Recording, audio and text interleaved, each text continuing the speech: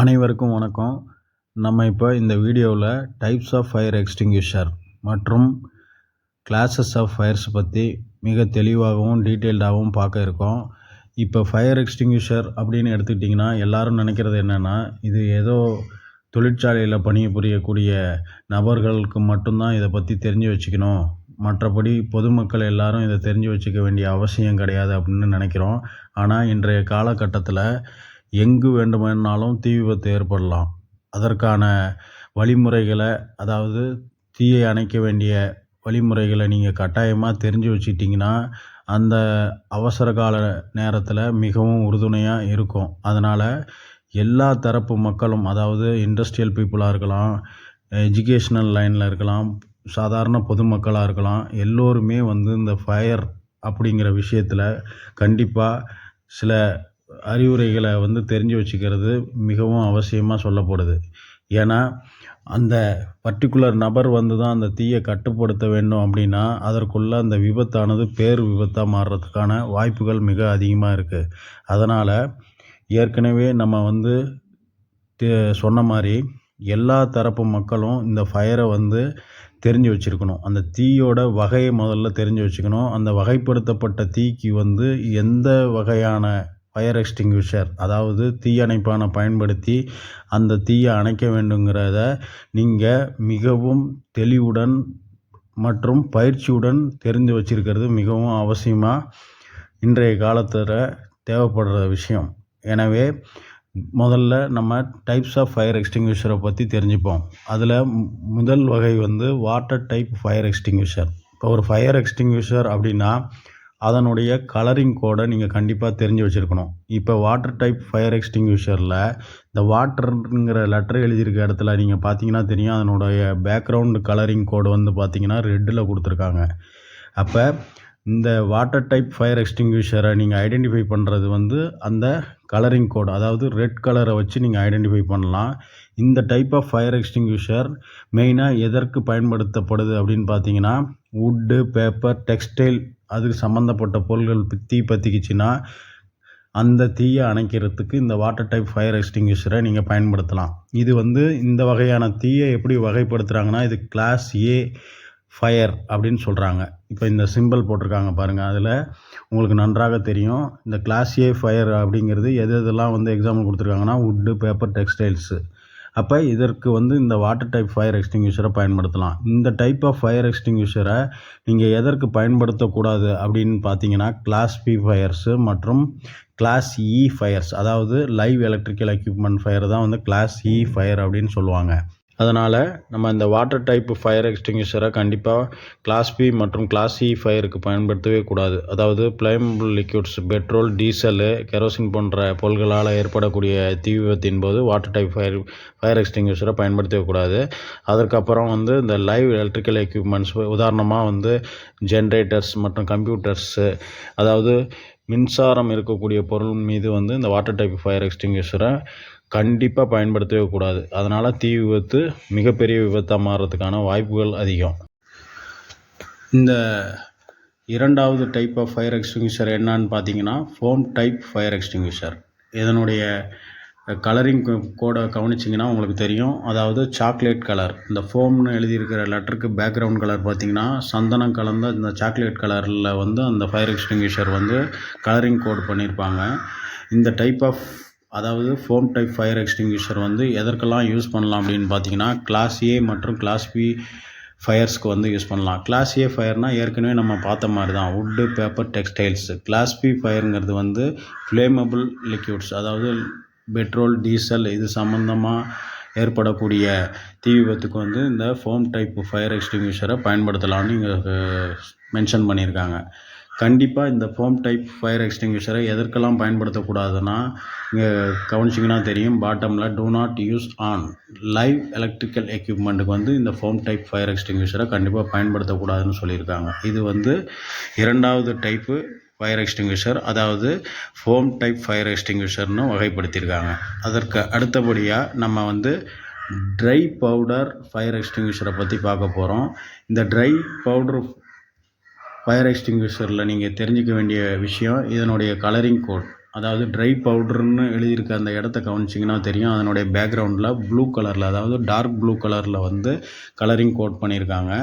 இந்த type of fire extinguisher வந்து dry type, அதாவது ட்ரை பவுடர் ஃபயர் எக்ஸ்டிங்விஷர்னு சொல்லுவோம்.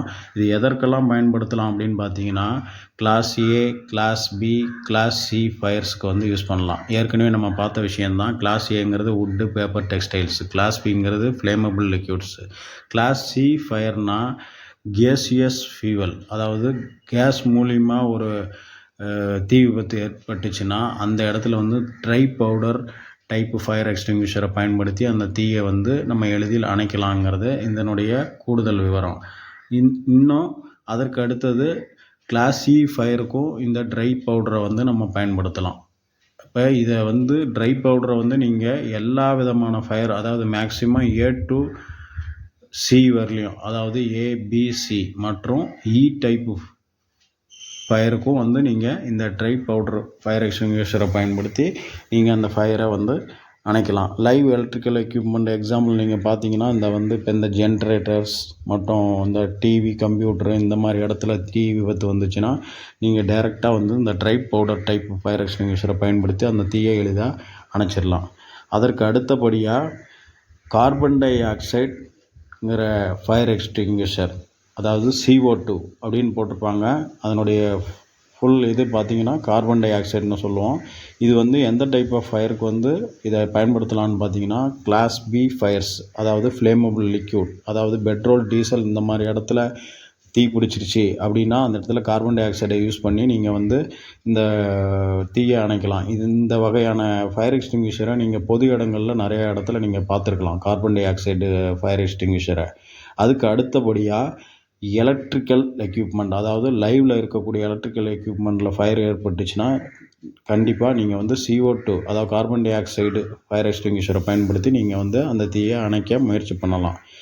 இந்த வகையான ஃபயர் எக்ஸ்டிங்விஷரை கன்ஃபைன்டு ஃபேஸில் வந்து நீங்கள் வந்து பயன்படுத்தக்கூடாது. கன்ஃபைன்டு ஸ்பேஸ் அப்படின்னா, அதாவது ஒரு பூட்டப்பட்ட அறை இல்லாட்டி வந்து ஆக்சிஜன் பற்றாக்குறை உள்ள இடத்துல வந்து, அது மிக குறுகலான இடத்துலலாம் நீங்கள் வந்து இந்த மாதிரி CO2 பயன்படுத்தி நீங்கள் தீயை அணைக்க முயற்சி பண்ணிங்கன்னா அந்த இடத்துல இருக்கக்கூடிய ஹியூமன் பீயிங்ஸுக்கு வந்து கண்டிப்பாக வந்து மூச்சு திணறலோ, இல்லாட்டி மேபி அந்த இடத்துல ஒரு விலங்குகள் இருக்குது, இல்லாட்டி வந்து பறவைகள் இருக்குது அப்படின்னா அந்த இடத்துல ஏற்படக்கூடிய தீயை வந்து நீங்கள் கார்பன் டை ஆக்சைடை வச்சு நீங்கள் அணைக்க முயற்சி பண்ணிங்கன்னா கண்டிப்பாக மூச்சு திணறல் ஏற்பட்டு அது வேறு வகையான பின்விளைவுகளை ஏற்படுத்த நேரலாம். அதனால் CO2 டைப்பு ஃபயர் எக்ஸ்டிங்விஷரை கண்டிப்பாக நீங்கள் வந்து கன்ஃபைன்டு ஸ்பேஸ், அதாவது மிக குறுகலான காற்றோட்ட வசதி இல்லாத இடத்துல நீங்கள் வந்து பயன்படுத்தவே கூடாதுங்கிறத சொல்லியிருக்காங்க. இந்த கார்பன் டை ஆக்சைடு ஃபயர் எக்ஸ்டிங்விஷரோட கலரிங் கோடு பார்த்தீங்கன்னா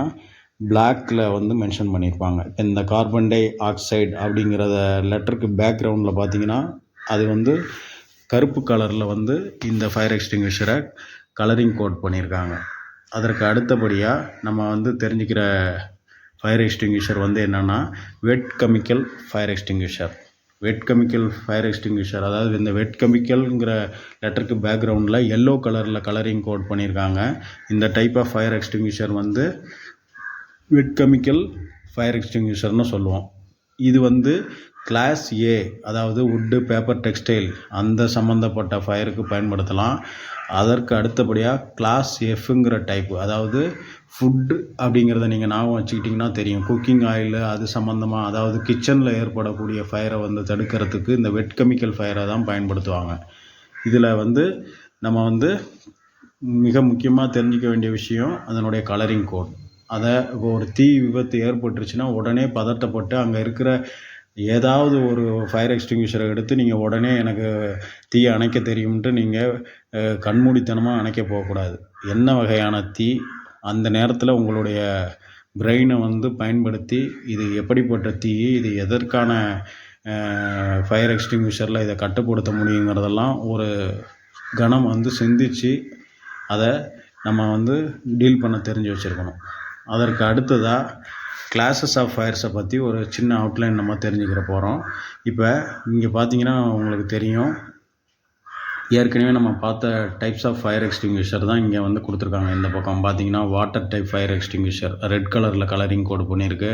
ஃபோம் டைப் சாக்லேட் கலரில் வந்து அந்த டைப் ஆஃப் ஃபயர் எக்ஸ்டிங்விஷரை இது பண்ணியிருக்காங்க. அதற்கு அடுத்ததாக ட்ரை பவுடர், அதாவது டார்க் ப்ளூ கலரில் வந்து அந்த கலரிங் கோடு பண்ணியிருக்காங்க. CO2 கார்பன் டை ஆக்சைடு வந்து அதனுடைய கலரிங் கோடு வந்து பிளாக்கில் பண்ணியிருக்காங்க. வெட் கெமிக்கல் அந்த டைப் ஆஃப் ஃபயர் எக்ஸ்டிங்விஷரை வந்து எல்லோ கலரில் வந்து கலரிங் கோட் பண்ணியிருக்காங்க.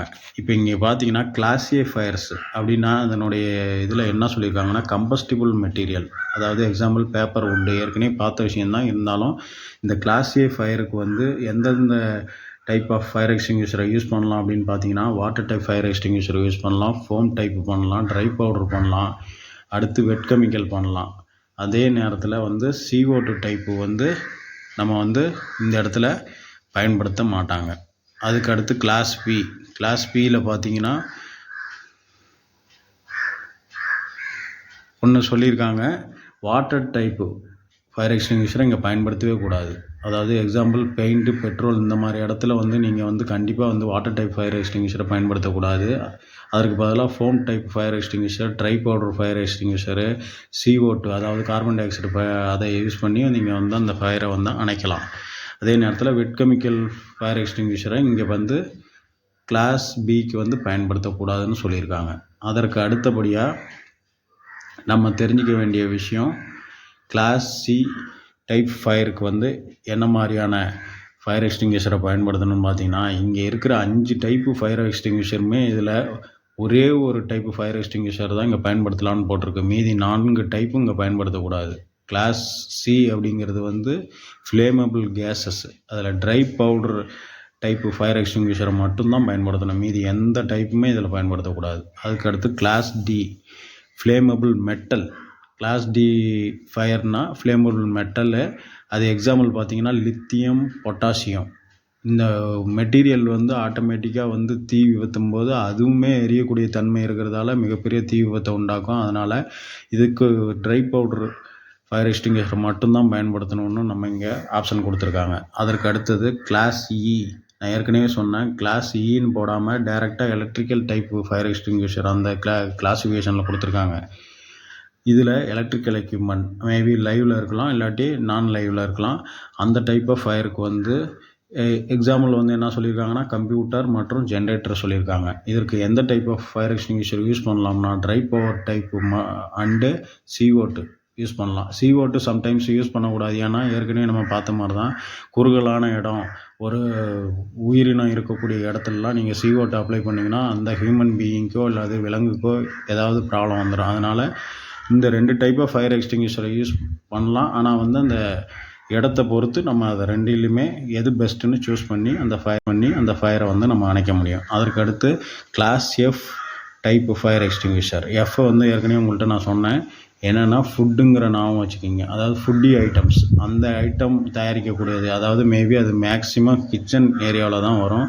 அதற்கு கண்டிப்பாக எந்த வகையான ஃபயர் எக்ஸ்டிங்விஷருமே வந்து உதவிகரமாக இருக்காது. அந்த முதல் 4 டைப்பில் கடைசி டைப் தான், அதாவது வெட் கெமிக்கல் டைப் ஃபயர் எக்ஸ்டிங்விஷரை தான் வந்து இந்த கிச்சன் டைப் ஃபயர்ஸில் வந்து நீங்கள் யூஸ் பண்ணணும். இங்கே சம் ரிமார்க்ஸ் கொடுத்துருக்காங்க, அதாவது கமெண்ட்ஸ் கொடுத்துருக்காங்க. வாட்டர் டைப் ஃபயர் எக்ஸ்டிங்விஷரில் do not use on liquid or electrical fire வந்து எலக்ட்ரிக்கல் ஃபயருக்கும் லிக்யூட் ஃபயருக்கும் கண்டிப்பாக யூஸ் பண்ணவே கூடாதுன்னு கொடுத்துருக்காங்க. முக்கியமான நோட்ஸ் மாதிரி இதை நல்லா கவனிங்க. அதுக்கு அடுத்ததாக foam type fire extinguisher not suitable for domestic use. இந்த நுர மாதிரி வரக்கூடிய அந்த ஃபயர் எக்ஸ்டிங்விஷரை வந்து நம்ம அந்த வீட்டு பயன்பாட்டுக்கு கண்டிப்பாக பயன்படுத்தக்கூடாதுன்றாங்க. அதாவது இந்த உணவு பொருட்கள் சம்மந்தப்பட்டதில் போயிட்டு நீங்கள் பயன்படுத்தினீங்கன்னா அது வேறு விளைவுகள்லாம் உண்டாக்கும். அதனால் அதை பயன்படுத்தக்கூடாதுன்னு இருக்காங்க. அதற்கு அடுத்தபடியாக dry powder type fire extinguisher can be used safely up to 1000 voltage வரலையும் இந்த ட்ரை டைப் பவுடர் ஃபயர் எக்ஸ்டிங்விஷரை வந்து பயன்படுத்தலாம்னு கொடுத்துருக்காங்க. அதற்கு அடுத்தபடியாக CO2 டைப்பு ஃபயர் எக்ஸ்டிங்விஷரு. இது safe on both high and low voltage ஃபயர்ஸ்க்கு வந்து யூஸ் பண்ணலான்னு கொடுத்துருக்காங்க. அதற்கு அடுத்ததாக wet chemical fire extinguisher use on extremely high temperatures. ரொம்ப அதிகமான டெம்பரேச்சர் உள்ள இடத்துல இந்த வெட் கெமிக்கலை வந்து நீங்கள் பயன்படுத்தலாம். அது வந்து எந்தெந்த ஃபயருக்கு யூஸ் பண்ணலாம் அப்படின்னு பார்த்தீங்கன்னா, வெட் கெமிக்கலை வந்து நீங்கள் கிளாஸ் ஏவுக்கும் பயன்படுத்தலாம்னு சொல்லியிருக்காங்க. அடுத்து வந்து கிளாஸ் எஃப்க்கும் பயன்படுத்தலாம்னு சொல்லியிருக்காங்க. அனைவருக்கும் மீண்டும் ஒரு முறை நன்றி.